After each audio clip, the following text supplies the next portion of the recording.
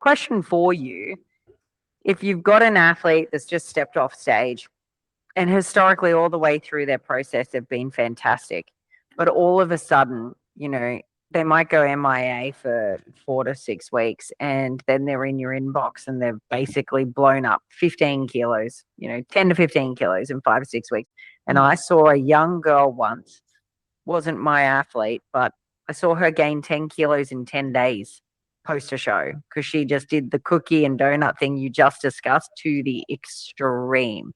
So my question to you is that if they are in good enough hands or have a good enough support person that they're given someone like you as a contact to reach out to and they make that call, what is the process you go through with them? Talk us through a little bit of so from the minute that Mary comes to you, how do you treat Mary and what does it look like working with you through a situation like that? Because you probably see stuff like this all the time. So every single client that I work with is, very different. So what I first need to do in our first call, I will go through basically their whole childhood and their whole upbringing, because this is really going to tell me a lot about what are their core wounds, what are their triggers going to be, and what are the stories going to be that they'll be telling themselves.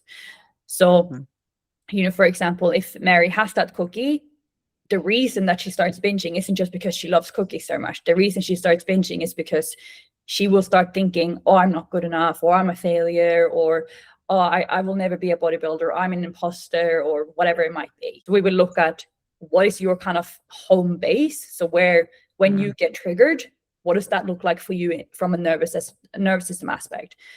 So for example, a lot of people will go into a flight mode. And this is where they just like run away from their problem. Like, I don't want to think about this. I'm just going to run away and just avoid it. Which, is the avoidance that you're talking about there. It's like, I'm just going to avoid my coach and solve this on my own. I'm not going to ask for help. Some people might go into a complete freeze of just feeling like, oh my God, I'm so overwhelmed, and message their coach and say, I just binged and I've done so many terrible things, and I've eaten and I've done this, but you might tell them do this, and this, and they can't do it because they're like, I'm so overwhelmed, I just can't get anything done, but I'll start again tomorrow. Other people might completely shut down and just feel like, oh, I'm such a failure, I can't do anything right, like what's wrong with me, why am I this person? And when you understand the different nerve states of your nervous system, it becomes a lot easier to then regulate, because the different states require different tools.